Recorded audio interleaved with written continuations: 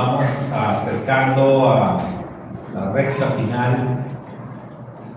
Estaba viendo aquí el calendario de las Parashiot y estaba viendo también las fechas para las santas convocaciones del otoño y estaba viendo que Yom Teruah va a ser el 16 de septiembre.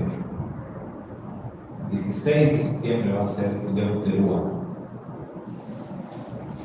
Mientras que Yom Kippur va a ser el 25 de septiembre.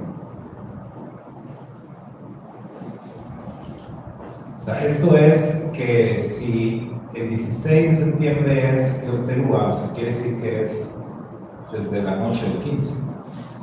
La noche del 15, que ya sería el 16. Para que lo tengamos por ahí en cuenta y lo vayamos marcando en nuestro calendario, ¿no? Agendando. Sukkot es para el 30 de septiembre, el primer día de Sukkot.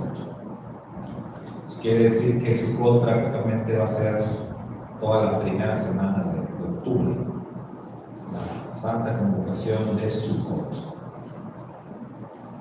Bueno, pues hay que irnos preparando, ¿verdad?, para esto y pues poniéndonos en manos del Eterno. Me quedé pensando en el tema de la cirugía.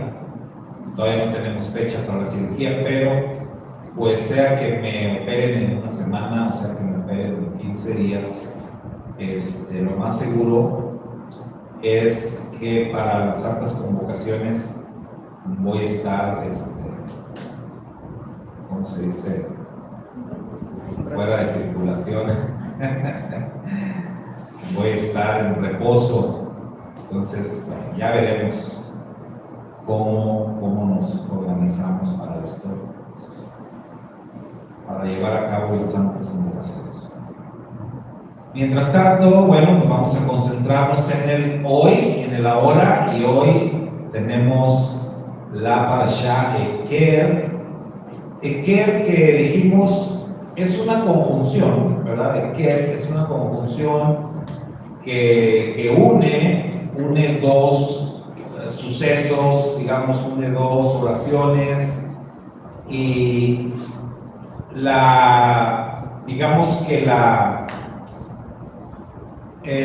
forma de esta conjunción en el hebreo es una forma positiva. Es una conjunción del tipo positiva.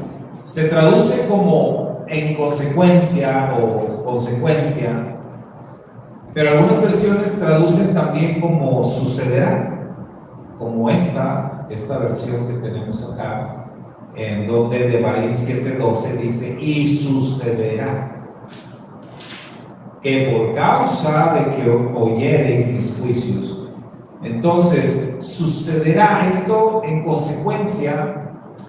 Es positivo porque está hablando de que va a ocurrir algo positivo. Esta es la forma hebrea de este término o esta palabra, Eker. El miércoles pasado estuvimos considerando otras formas también de cómo se puede traducir o cómo se traduce. Decíamos que una de las más usuales también es por tanto. ¿Sí? O sea, por tanto, como tú hiciste esto, por tanto, ahora eres merecedor de esto. En los términos positivos, pues siempre que tú haces algo bueno, mereces un premio, ¿no? Y se supone. Entonces, tú hiciste algo bueno, algo positivo, entonces vas a tener un premio. Entonces, en la gramática hebrea, Eker siempre se va a utilizar cuando se está hablando de algo positivo, o sea, de una consecuencia positiva, porque llevaste a cabo una acción buena, merecedora, digamos así, de un premio. Ahora, lo que es verdad es que eker, aunque es utilizado como conjunción en el idioma hebreo, la verdad es que no es la palabra o la conjunción más usada. Es decir, hay otras conjunciones en el idioma hebreo que se pueden usar perfectamente sin que tengas que utilizar eker. Entonces, la pregunta es: ¿por qué en esta porción se utiliza la palabra eker? Ya dijimos, tiene la cualidad única de usarse solamente cuando se habla de una consecuencia positiva.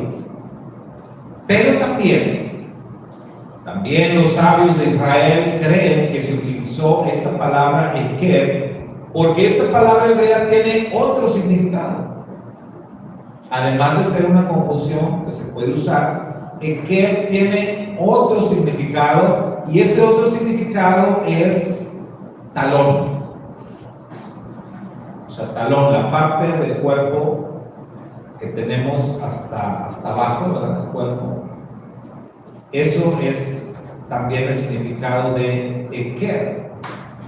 O sea, de hecho, si vemos, ponnos ahí la diapositiva, Iván, para que vean ustedes cómo se escribe en hebreo, cómo se escribe eker y talón, a diferencia, o sea, porque podrán pensar, bueno, ¿cómo vamos a saber cuándo es consecuencia y cuándo es talón? Bueno, eso tiene que ver más con el contexto en que se esté utilizando la palabra, y dependiendo del contexto también la pronunciación es distinta. Entonces, talón suena más como akier, eker, akier. Entonces, un poquito diferente, como cambia nada más una letra en la pronunciación, pero se escriben exactamente igual, como pueden ver ahí, ¿verdad? Estas son las mismas tres letras para eker, son las mismas tres letras para akier. Entonces, ¿de qué depende del contexto en el que se esté utilizando, que vamos a saber si es una o es la otra? Ahora, eso puede provocar cierta confusión, y por eso es que nos preguntamos ¿por qué? O sea, ¿por qué usan la palabra eker? Pues no la usen otra conjunción, pero específicamente en esta parashá, ¿por qué se utilizó eker? O sea, tiene que haber algo más de fondo, tiene que haber otro mensaje, quizás secreto, que por eso es que se utilizó akier, o sea, la palabra que significa talón.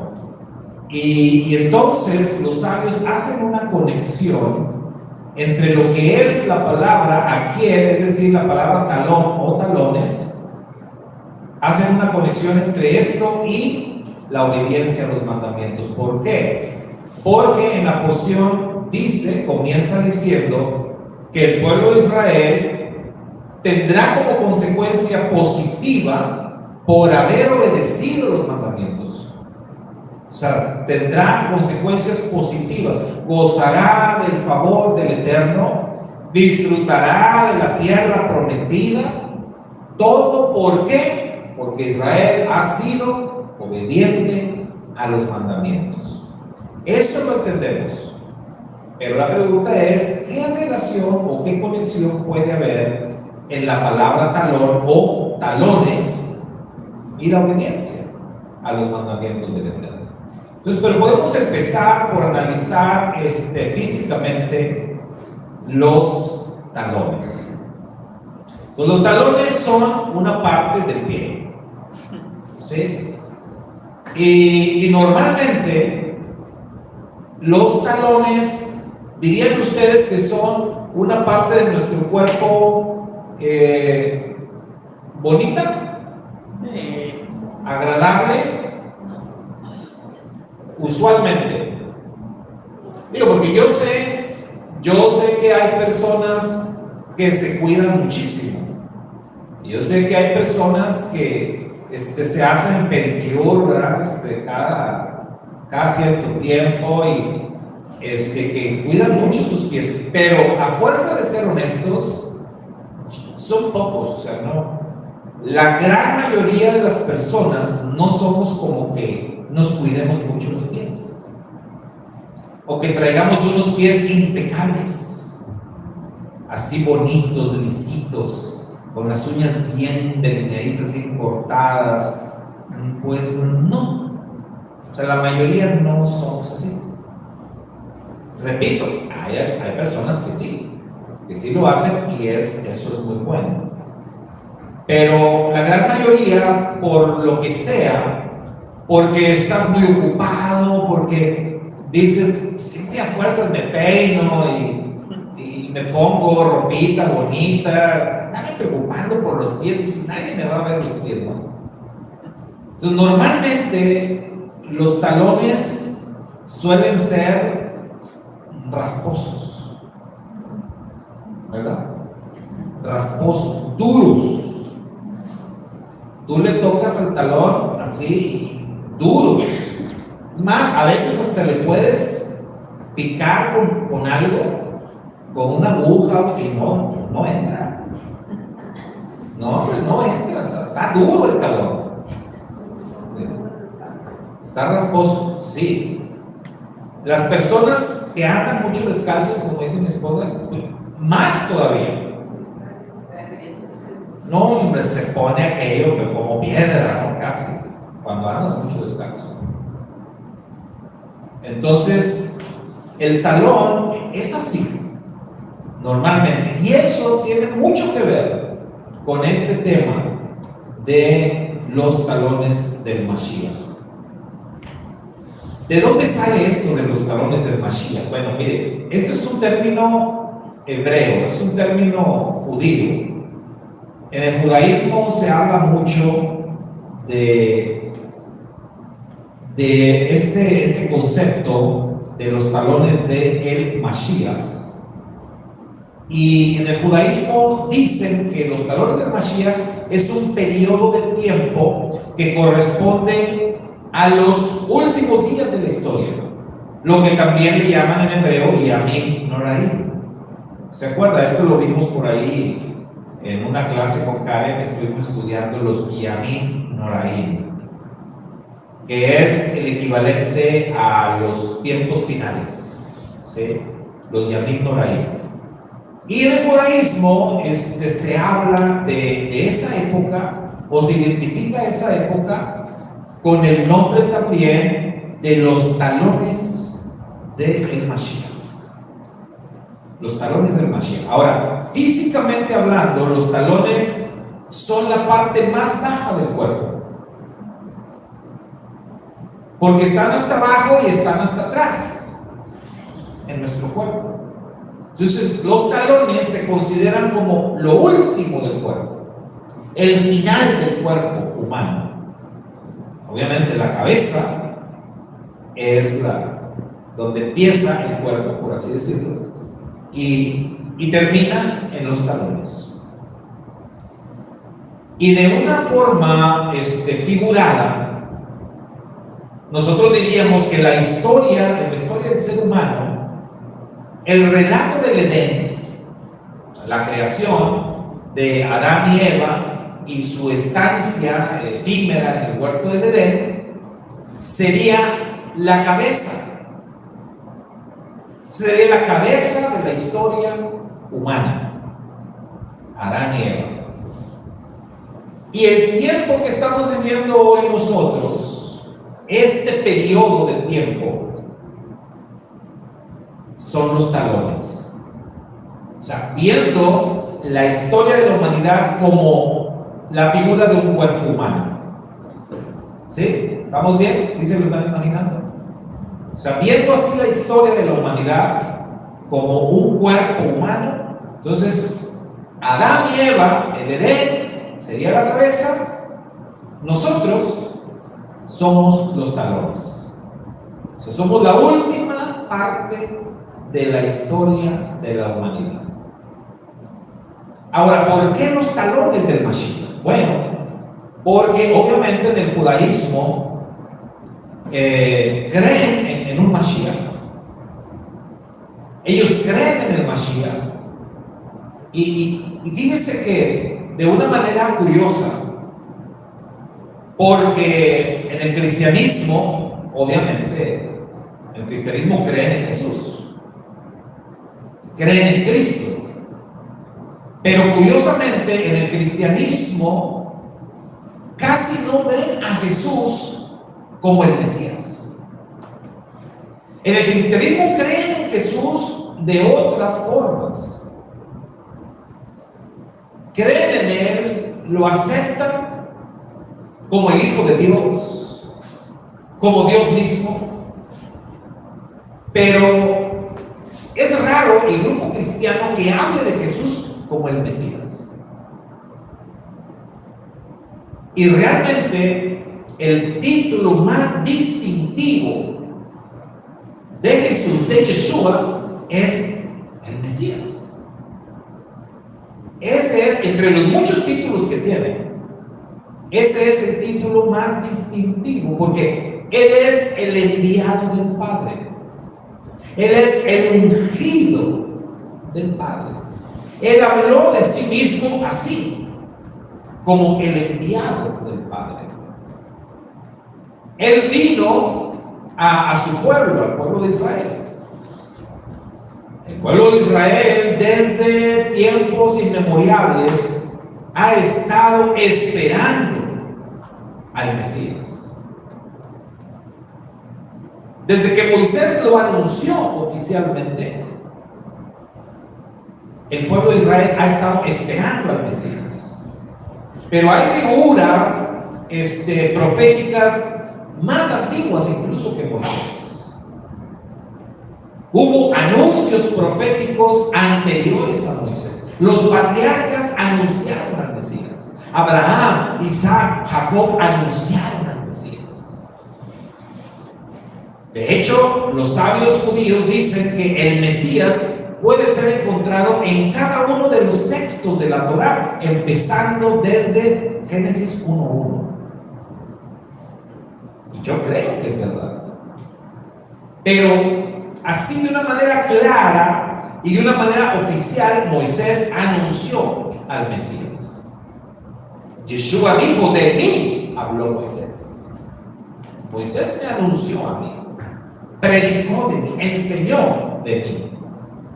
Entonces el pueblo de Israel siempre ha estado esperando al Mesías. Y en el cristianismo, curiosamente, aunque creen en Jesús, como ya dijimos, pero no lo enfatizan como el Mesías. Quizás porque no quieren como ser confundidos con los judíos. Quizás para marcar una diferencia, porque el movimiento cristiano desde sus inicios, y esto me refiero al nacimiento históricamente del cristianismo a través de aquel emperador romano llamado Constantino. Cuando nació el cristianismo oficialmente, se esforzaron mucho los llamados padres de la iglesia y el mismo emperador Constantino se esforzaron mucho por marcar una diferencia con el pueblo judío. Ellos hicieron muchas cosas, se esforzaron bastante para que este movimiento llamado cristianismo no fuera relacionado con los judíos. O sea, quisieron sacudirse todo lo que oliera o pareciera judaísmo. Y quizás por eso es que la figura del Hijo de Dios, que es creída, venerada y adorada en el cristianismo, quizás por eso no se le identifica como el Mesías. Y de esa manera se le ha quitado entonces la esencia misma a Yeshua, porque Él es Yeshua HaMashiach en hebreo. Yeshua, el Mesías, o Jesús el Cristo, cual lo conocen en el mundo. O sea, la palabra esa, Jesucristo, que es realmente un invento del hombre, porque lo correcto sería Jesús el Cristo, no Jesucristo, sino Jesús el Cristo, Yeshua HaMashiach en hebreo, porque Él es el Mesías. Recuerde, ha habido muchos Mesías, y la palabra Mesías es simple y sencillamente ungido. En ese sentido, todos los reyes, todos los sacerdotes, todos los profetas de Israel eran llamados Mesías, porque todos eran ungidos. Pero el título, el Mesías, ese es un título único, el Mesías. Entonces el pueblo judío ha esperado al Mesías por milenios, lo han estado esperando. El cristianismo debería estar esperando también a su Mesías, porque Él prometió volver. Y yo siempre utilizo la figura de los discípulos. Cuando el Mashiach Yeshua se despidió de ellos, nos narran las escrituras que Yeshua estaba con ellos, reunido con sus discípulos, después de 40 días de su resurrección, en los cuales estuvo apareciendo de manera intermitente a los discípulos, hablando con ellos, dándoles las últimas enseñanzas. Y en el día número 40 los reunió en el Monte de los Olivos y les está dando las últimas instrucciones para que ya ellos vayan a cumplir con la tarea que Él les está encomendando. Y mientras Yeshua habla con ellos, de pronto Él se empezó a elevar. Se empezó a elevar de una forma milagrosa. Y una nube lo estaba esperando en algún punto. Y de pronto Yeshua ya lo envuelve la nube y la nube se va elevando y se va elevando y se va. Y los discípulos se quedaron ahí, de pie, mirando el cielo, absortos. Y yo creo que si hubiéramos estado ahí usted y yo, nos hubiéramos quedado igual, embelesados, ¿no? Aquello fue un milagro tremendo. Están viendo cómo se fue.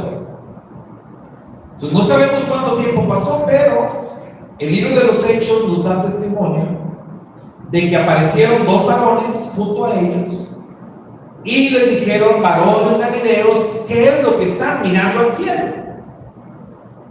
Y les dicen: este mismo Yeshua.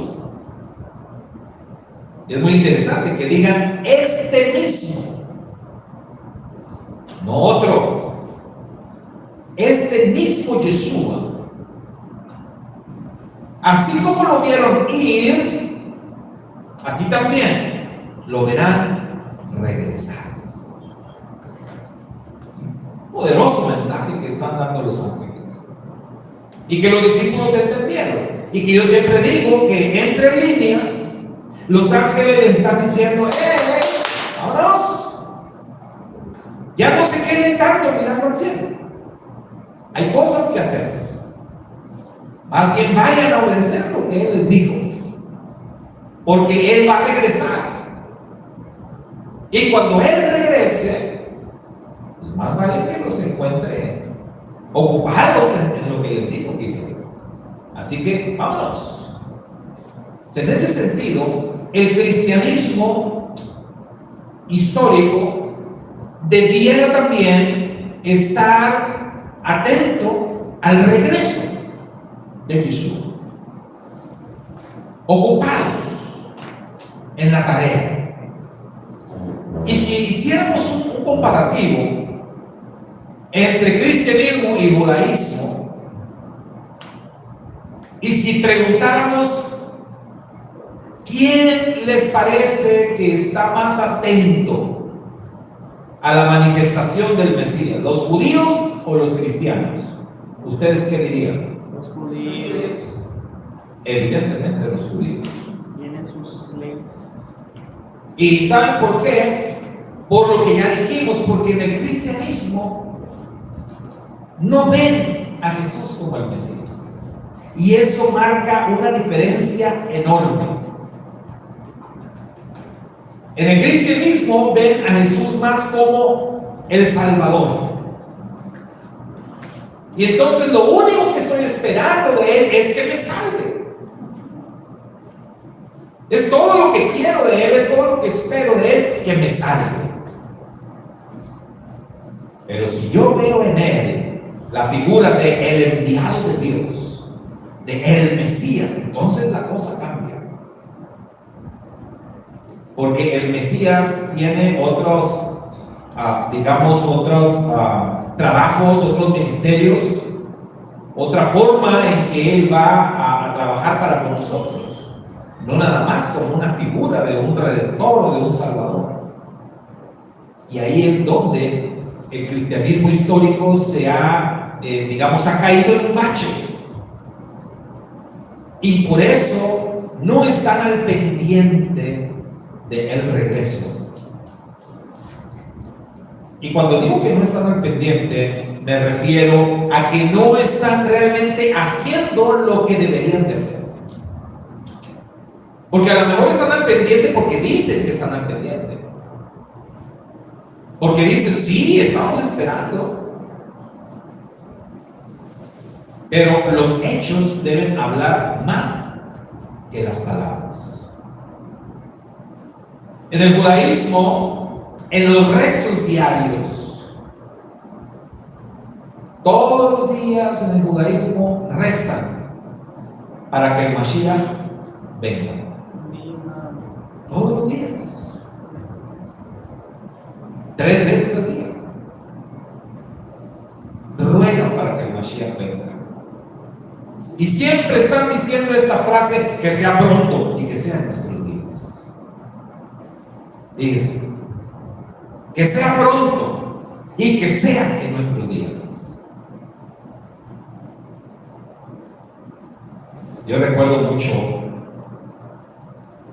una predicación de nuestro querido hermano pastor Jesús David López, cuando éramos estudiantes en el seminario. Y ahí en el seminario, siempre en la semana de clases, pues hacían un rol de predicadores donde predicaban los maestros, pero también predicábamos los alumnos. Y en ese tiempo el hermano David era alumno, yo también era alumno. Y recuerdo una ocasión donde él predicó sobre el regreso de Cristo. Predicó sobre la segunda venida de Cristo. Y lo hizo de una forma muy práctica. Los que conocen al hermano David saben que siempre le apasionó el tema de la escatología, ¿verdad? De los tiempos finales, y lo sigue apasionando. Y entonces él predicó sobre el regreso de Cristo. Y al final de su sermón, ya no recuerdo todo el sermón, ¿verdad? Pero recuerdo la última parte, recuerdo cómo concluyó él el sermón.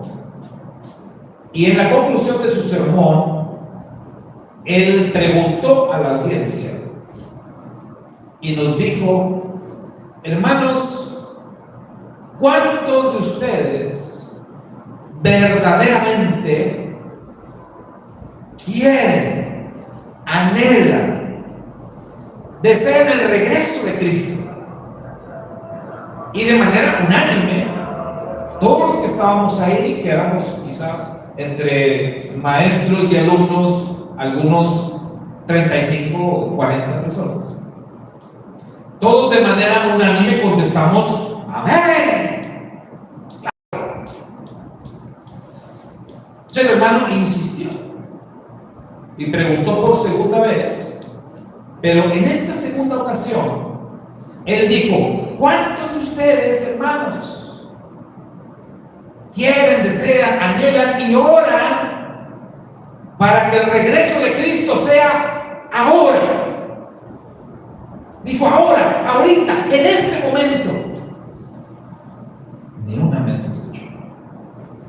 Entonces sea, el subconsciente, vea, el subconsciente nos traicionó a todos, me incluyo, porque ni yo dije amén. Yo estaba ahí, yo tampoco dije amén. O sea, yo también me sorprendí. Yo también pensé, ahora no podía ser otro día. Digo, porque todavía tengo planes. ¿Se da cuenta? Nadie dijimos amén, nadie. Y el hermano se nos quedó viendo. Y yo creo que sintió así feo, ¿no? Feíto, ¿no? Y terminó con una oración. Pero demostró su punto. Demostró su punto que era realmente no queremos que Cristo venga. Decimos que queremos. Y a veces oramos, a veces. Pero no diario. Como el pueblo judío, que lo hace todos los días, 3 veces al día, y que dice que sea pronto y que sea en nuestros días. Usted le pregunta a cualquier judío, oye, ¿estás esperando al Mesías? Claro que sí. ¿Cuándo te gustaría que viniera? Hoy. Cualquier judío te va a decir, hoy. ¿Por qué? ¿Sabes algo? ¿Has escuchado algo? Te van a decir, dime. Porque ellos realmente quieren que el Mesías se manifieste. O la figura mesiánica que ellos tienen en mente es muy distinta al Jesús Salvador del cristianismo. Y de ahí la diferencia de que unos y otros, o sea, más bien unos sí anhelen con todo su corazón, quieren con todo su corazón y harían cualquier cosa que se les diga para, digamos, si es posible, apresurar la manifestación del Mesías. En cambio, del otro lado, en el cristianismo, no hay eso. No hay eso, y yo creo que sí, si se les dice que es necesario que hagan esto o aquello para acelerar las cosas, no las hacen. Entonces hay una diferencia marcada en el concepto del Mesías. Y este concepto que estamos viendo nosotros sobre los talones del Mesías es un concepto judío. O sea, los judíos, varios rabinos a través de la historia han enseñado que la manifestación del Mesías se va a dar realmente en los últimos días de la historia de la humanidad. Y por eso le llaman a esa época los talones del Mesías. Va a ser lo último. Y ellos dicen, será un tiempo muy contrastante. Porque por un lado, las cosas que van a estar pasando van a estar preparando el camino para la llegada del Mashiach. Y en ese sentido, esos eventos de los últimos tiempos se ven como eventos gloriosos. Pero por otro lado, muchos de esos eventos, desde una perspectiva meramente humana, meramente física, son eventos más bien vergonzosos. Porque estamos hablando de la época de la humanidad más deplorable. Estamos hablando de los tiempos más oscuros. Que miren que la humanidad ha tenido tiempos de oscuridad. ¿Cuál ha sido uno de esos tiempos más oscuros de la historia de la humanidad, hermanos? A juicio de ustedes. La Edad Media.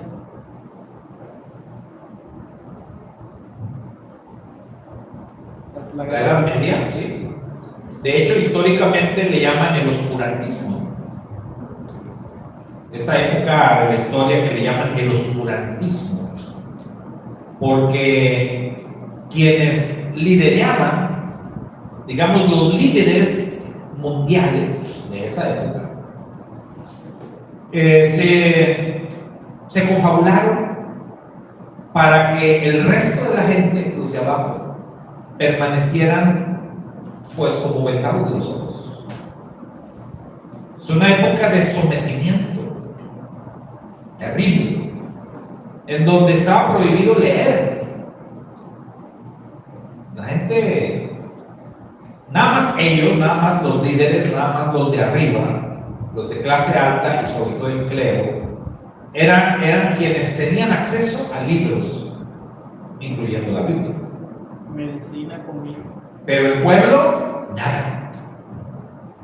Sus querían tener sometidos. Es una época muy oscura, de la cual, mire, ni siquiera quieren que se hable, ¿verdad? Pero desde la perspectiva bíblica, desde la perspectiva espiritual, pudiéramos decir que los antediluvianos fueron como que la parte más oscura. Los eventos ocurridos antes del diluvio, porque mire, trajeron el diluvio, y desde entonces ya no ha habido otro evento como el diluvio, es decir, otro juicio que el Eterno envíe sobre toda la tierra. Si ya no ha habido algo así, quiere decir que aquella época y quienes habitaron la tierra antes del diluvio, sobre todo en los tiempos previos al diluvio, esa fue una época muy oscura, de muchísima maldad. Tanto así que la Torá da testimonio que los hombres que vivían en ese tiempo dedicaban su vida de continuo, o sea, de tiempo completo, ¿a qué? A hacer el mal. ¿Se imaginan? Oye, ¿a qué te dedicas? A pecar. ¿En serio? Sí. De tiempo completo, hermano. A mi vida, lo mío es el pecado, de tiempo completo. Así eran todos los antediluvianos. Oye, pero no haces otra cosa de perdido, digo, un ratito, hacerlo. No, pura maldad, todo el tiempo, pura perversidad, pura inmoralidad, todo lo malo, invítame, lo que sea. Y entre peor, mejor. Fíjense, así era. Por eso el Eterno envió el diluvio. Después de eso sí ha habido sectores de la población mundial que han hecho muchísimo mal. Naciones que también fueron exterminadas por el Eterno porque han sido muy malvadas. Líderes mundiales terribles, pero nunca más la humanidad ha experimentado un tiempo tan oscuro como aquel. Pero hoy, esta época de la historia, estos días que nos está tocando vivir a nosotros, mis hermanos, estos tiempos ya están superando a la historia de los antediluvianos. Ya nos están quedando, miren, chiquitos los antediluvianos. La maldad que se respira hoy en el mundo no tiene comparación. Estamos viviendo entonces en lo que los judíos le llaman los talones del Mashiach, porque esas son las características de esta época. Si ustedes tienen la oportunidad de leer la descripción, cómo describen ellos estos días, bueno, acá tenemos, vamos a ver, vamos a poner en pantalla, miren, a ver, más adelantito, mira, ahí está, regresa a la otra, mira, ahí está, dice, la última y más significativa parte del sexto milenio, esto es la enseñanza judía, se denomina Ikbot HaMashiach. Esta palabrita Ikbot es los talones, ¿sí? Es el plural. Aquí es talón en singular. Ikbot HaMashiach, los talones del Mashiach, y puede ser entendido como las pisadas o los talones del Mashiach. El término indica dos extremos: lo más bajo, que les decía, y lo más sublime. Lo más sublime, ¿por qué? Porque anuncia la llegada del Mashiach, y eso es sublime. Pero lo más bajo, porque las cosas que van a estar ocurriendo tienen que ver con la decadencia moral, espiritual, más deplorable que no ha existido nunca en la historia de la humanidad. Este periodo involucra dos procesos contradictorios. Aunque comienza la preparación para la redención, es un momento por demás difícil, marcado por la degeneración moral y espiritual y por calamidades terribles. Mire, nos detenemos ahí tantito. Degeneración moral y espiritual. ¿Cómo están las cosas ahorita en el mundo? Hablando de eso, es innegable que estamos viviendo los días más asiagos, hermano, en este tema. Mire, cuando hablamos de moralidad o de inmoralidad, yo les he dicho a ustedes que todo esto es reciente. Yo hablo por mi historia, por lo que a mí me ha tocado ver. Y por ejemplo, cuando yo era niño, sí recuerdo que había hombres raros. ¿Sí? Incluso, si tú leías en algún informe, por ejemplo, en periódico, que leías algún reportaje, vamos a suponer que a uno de estas personas lo detenía la autoridad. Y entonces salía en el periódico y ponían la foto, ¿y sabe cómo le ponían ahí? Le ponían sujeto de raras costumbres. Y así lo identificaban. Sujeto de raras costumbres fue detenido por inmoralidad. Fíjese, raras costumbres, eso era raro. Que un hombre se comportara así, afeminado y que anduviera ahí, que me gustan los hombres, que eso era raro. Y te trataban como raro. Y te señalaban como raro. Y decían, eso no, la mayoría de la gente, eso está mal. Y te señalaban así.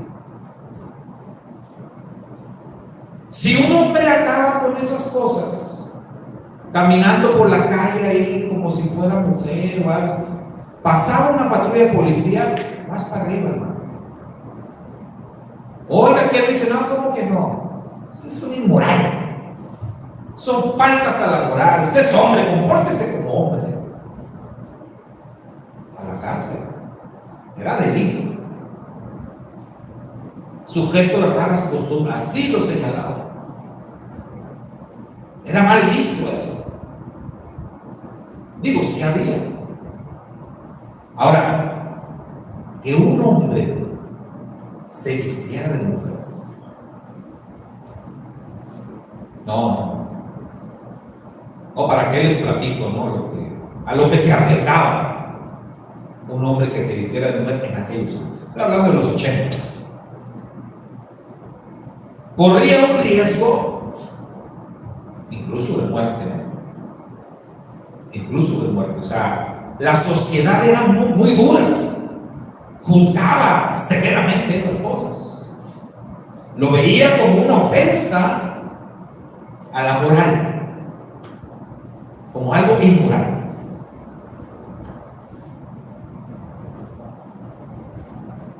Eso en los 80s. Hoy ¿qué tal? Hoy ¿cómo ven a esos?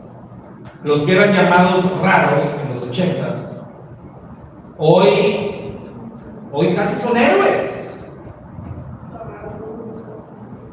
Nosotros somos los raros, todo eso.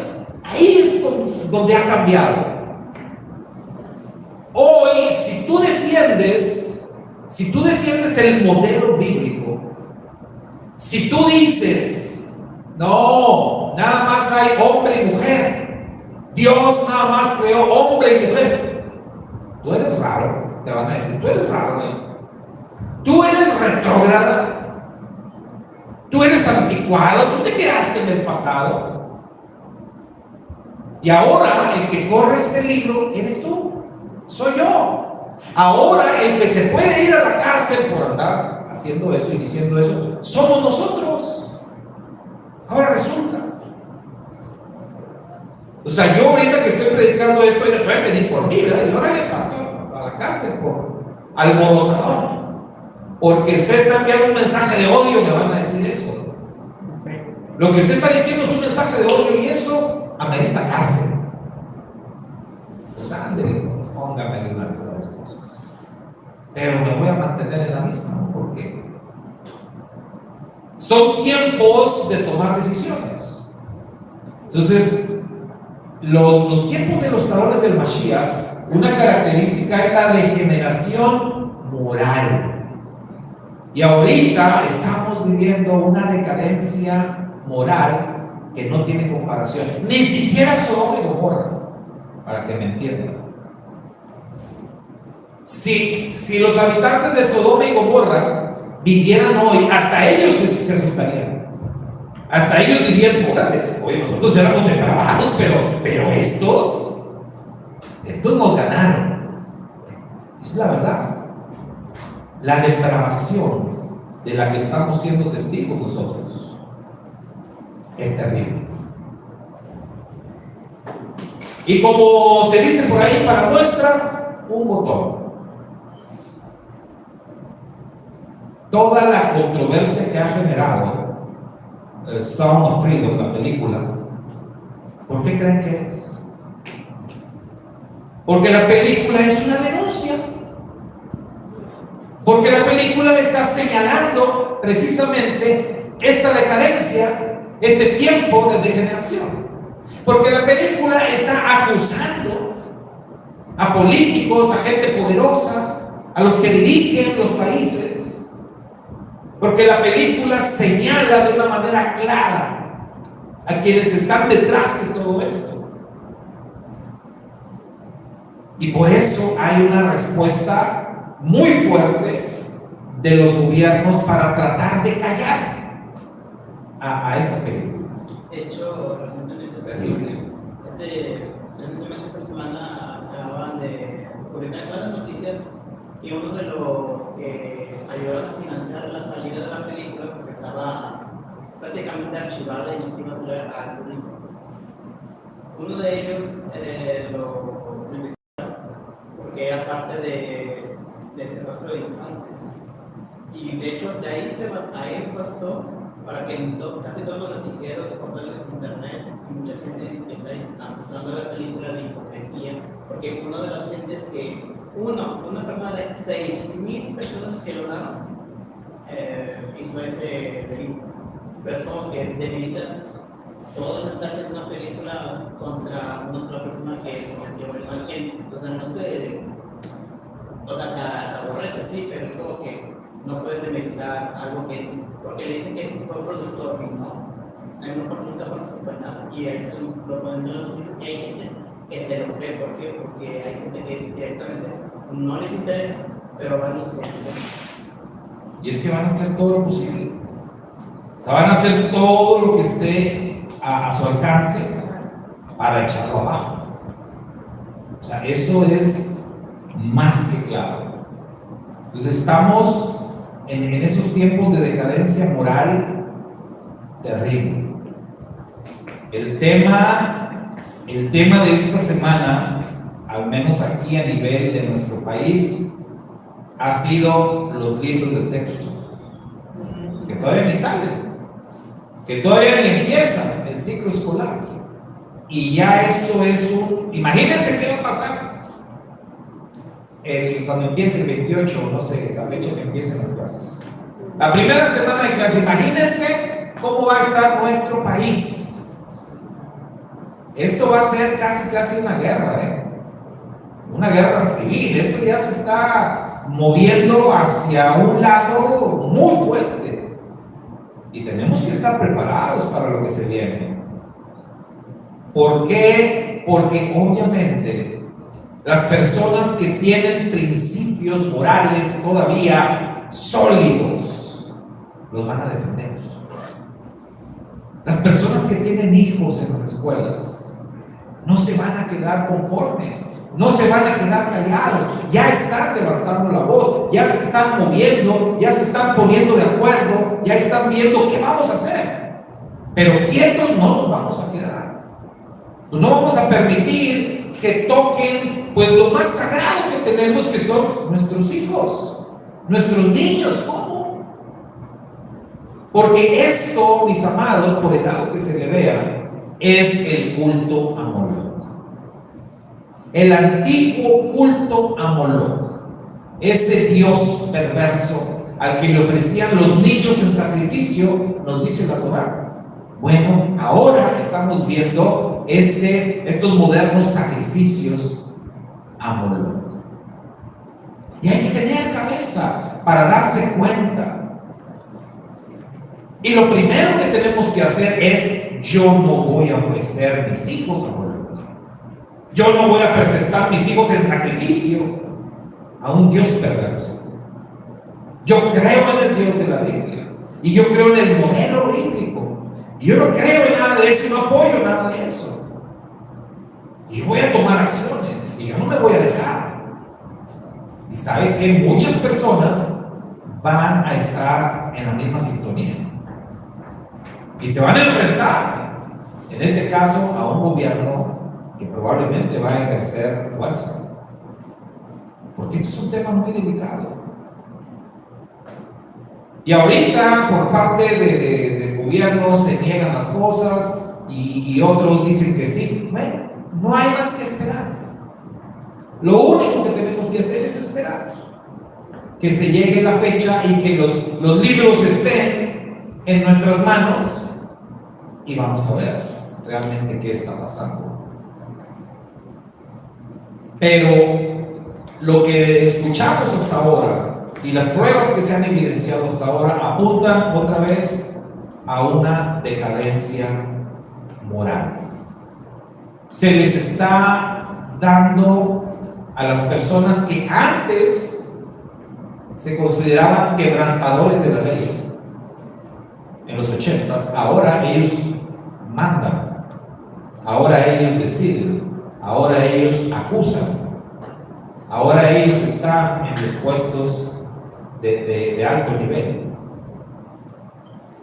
O sea, las cosas han cambiado y por eso tenemos una sociedad con un nivel de moralidad el más bajo de toda la historia. Pero dice ahí también, habla de calamidades. Los días de los talones del Mashiach se van a caracterizar también por calamidades terribles. Y bueno, pues ustedes saben, igual que yo, que también hoy tenemos muchas calamidades alrededor del mundo. ¿Se acuerdan que hace años acostumbrábamos ver el resumen SOT? Lo dejamos de hacer, pero yo les recomiendo que retomen eso y vayan ahí en sus teléfonos cuando tengan oportunidad a YouTube y busquen resumen SOT los últimos meses. Por ejemplo, le pueden poner resumen SOT junio 2023. SOT, así SOT, resumen SOT junio 2023.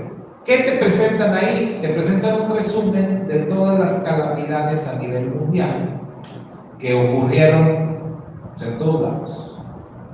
Que un socavón por allá, que un tifón por acá, que un volcán que hizo erupción más allá, que un iceberg gigantesco de este otro lado, y ahí te pasa todo, todas las calamidades. Y el resumen es día por día del mes. O sea, ¿qué quiere decir? Que todos los días de cada mes en el año, en el mundo se están presentando calamidades grandes, que muchas veces no lo vemos así. y decimos, no, pues yo no he sabido nada, bueno, échale un vistazo ahí al resumen son de los eventos, catástrofes a nivel mundial, para estar informado, nada más. Entonces ahí vas a comprobar que las calamidades están a la orden del día, más que nunca en la historia. Vamos a ver la siguiente. Mire, bueno, el Zohar explica que la Shekinah, lo que conocemos como la presencia divina, surgirá del polvo en el sexto milenio, o sea, al final. Entonces se abrirán las puertas de la sabiduría en lo alto y las fuentes de la sabiduría abajo, y el universo será perfeccionado a fin de ingresar al séptimo milenio. Esto es lo que dice el Zohar, que es un libro considerado también sagrado por parte de cierto sector del judaísmo, sobre todo aquellos que gustan de estudiar la cábala, que se meten más al misticismo. Nosotros no lo hacemos, pero me pareció justo mencionar esto, porque llama la atención que aún ellos, digamos desde la parte más profunda del judaísmo, están de acuerdo en cómo se van a manifestar las cosas en lo que se conoce como los talones del Mashiach. Y ellos dicen que la Shekinah surgirá del polvo. ¿Por qué? Porque es más que obvio, hermanos, que en estos tiempos algo que caracteriza al mundo es la falta de temor de Dios. Entonces, si no hay temor de Dios, pues no hay presencia de Dios. La Shekinah, la gloria de Dios, la presencia divina está ausente. Además, los judíos dicen, entre más maldad en el hombre, más la presencia divina se aleja de nosotros. Y eso es cierto, porque la Torah así lo enseña. A mayor nivel de pecado, la presencia divina se aleja. Entonces estamos en una etapa en donde, cuando la gloria del Eterno se manifieste, pues se levantará del polvo, que es donde la tenemos los seres humanos. ¿Sí? Siguiente. El tiempo de Yimot HaMashiach está marcado entonces por la decadencia moral, espiritual. Lo que dice ahí, ¿cómo andamos en eso? ¿Cómo andamos? ¿Qué tal la economía? Triste, ¿no? Dicen, nada más se ve el llanto por todos lados, la lloradera por todos lados. Porque la situación está muy complicada, y más que viene. Sí, efectivamente, el tema del dólar es, oiga, de verdad, está bien fluctuante. Imagínense que uno de estos días, de repente, el dólar a 10 pesos. ¿Saben los efectos que eso va a tener en el mundo? Y aquí en México, pues aquí los tenemos, ¿sabes? Nosotros en frontera, imagínense, ¿cómo nos va a golpear eso? Muchos piensan que no, pues bien padre. No, ¿cuál padre? No tiene nada de padre. Nada, o sea, nos va a golpear durísimo. Ya está ahorita la economía muy afectada. Entonces, el tema gubernamental, bueno, los gobiernos del mundo de veras están en una situación muy crítica. Si han visto lo que pasa en Francia, lo que pasa en otros países con el tema del gobierno, o sea, las rebeliones que hay, los enfrentamientos ya frontales entre grandes sectores de la población que se están levantando contra sus gobernantes. Entonces, la situación gubernamental también está por demás deplorable en el mundo entero. Menos estudio de Torah, más herejía y tanta catástrofe y desesperación que muchos abrigaron la esperanza de no vivir para verla.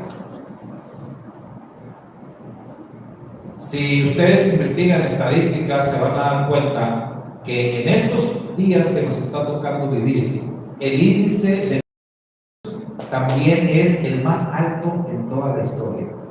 Nunca como hoy la gente es terrible. Muchísimo suicidio y gente de todas las edades. Eso es lo más trágico, lo más terrible. Niños suicidados. adolescentes, de todas las edades. ¿Por qué? Porque no pueden ya con toda esta situación tan terrible que nos está tocando vivir. Necesitamos mucho valor, mucha fuerza de parte del Eterno para enfrentar estos días y esta época. Bueno, pues ahí hay más información. Luego les voy a compartir esta presentación para que ustedes la tengan y la puedan analizar con más cuidado. Pero lo que es un hecho es que estas estadísticas, todos estos datos nos ayudan a reafirmar, nos ayudan a confirmar que estamos efectivamente en los días que son llamados los talones del Mashiach. A afirmar que son los días previos al regreso de nuestro bendito Rey, de nuestro bendito Redentor. Estamos ya en esa época. Podemos decir, sin temor a equivocarnos, que nosotros somos los talones del Mashiach. Que nosotros, hermanos, estamos siendo testigos y vamos a ser testigos de todos estos acontecimientos que nos narra la profecía bíblica. Que a nosotros nos va a tocar ver al famoso anticristo, que nosotros vamos a ser testigos de la instalación ya de un reino apócrifo, de un reino que va a tratar de someter a los ciudadanos del mundo bajo estas leyes de inmoralidad, de imposición. Nosotros vamos a ser testigos de eso. Nos va a tocar ver todas estas cosas. Vamos a ser testigos también y nos va a tocar experimentar la gran persecución que se va a desatar sobre el mundo entero. Eso que la Biblia llama la gran tribulación, nos va a tocar vivir, nos va a tocar estar en ella, y no está muy lejos esto. No está muy lejos. Hay hermanos comentaristas y estudiosos de las Escrituras que incluso están haciendo afirmaciones ya para este año, que están diciendo, ya miren hermanos, prepárense, porque ya este año se nos viene la gran tribulación. Yo no digo que no, es posible que sí. Las señales que estamos viendo, que estamos observando, nos dicen que sí es posible, y que muy probablemente para lo que sea el nuevo año en lo que tiene que ver con el ciclo anual de estudio de la Torah, es muy probable que vengan acontecimientos terribles, más terribles todavía, para el mundo, pero sobre todo para el pueblo de Israel. ¿Por qué? Porque nosotros somos los talones del Mashiach. Nosotros somos la última generación, hermano. Adán y Eva fueron la primera generación. Ellos, sus hijos, todos aquellos de los que nos habla el Génesis, usted y yo somos la última generación. Nosotros somos la generación del Apocalipsis. Nosotros somos la generación de los 144,000 sellados. Nosotros somos la generación de las almas que están debajo del altar y que claman al Eterno: ¿hasta cuándo, oh Señor santo y verdadero, no juzgas a los moradores de la tierra y vengas nuestra sangre? Nosotros somos esa generación. Nosotros somos la generación de la gran multitud vestidos de ropas blancas que salen precisamente de la gran tribulación. Esa generación de gente vencedora, esa generación que no va a doblar sus rodillas ante el imperio de la bestia, esa generación, mis amados hermanos, que va a preferir morir antes que rendirse, que va a preferir que le quiten la vida antes que negar a su Redentor. Nosotros somos esa generación. Nosotros somos los talones de Mashiach. Shabbat Shalom.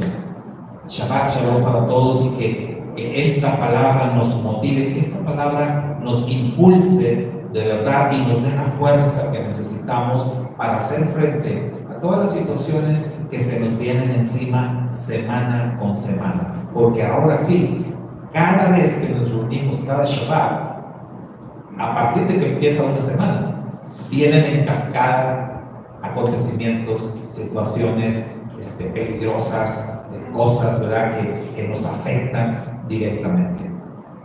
Nosotros tuvimos una experiencia muy amarga esta semana, que bueno, ya no se las voy a platicar, pero lo tomo así, lo tomo como algo en donde el sistema de este mundo está extendiendo sus tentáculos como un monstruo, ¿no? Como un pulpo que extiende sus tentáculos hasta todos los niveles de la gente, de la población, afectando, lastimando, dañando, queriendo hacer tropezar. Y bueno, a todos nos va a tocar en algún momento, de una o de otra manera, experimentar esa persecución, experimentar ese daño que el enemigo te quiere hacer para debilitar tu fe. Pero está escrito, nosotros no somos de los que retroceden, nosotros no somos de los que se echan para atrás, nosotros no somos de los que pierden la fe, al contrario, somos los que tomamos las pruebas para hacernos más fuertes para la gloria de Dios. Shabbat Shalom. Vamos a despedirnos de nuestros hermanos virtuales. Bendiciones para todos. Quédense con nosotros. Más tarde tenemos las clases. Nosotros vamos a terminar el servicio, hermanos, presentando nuestras ofrendas.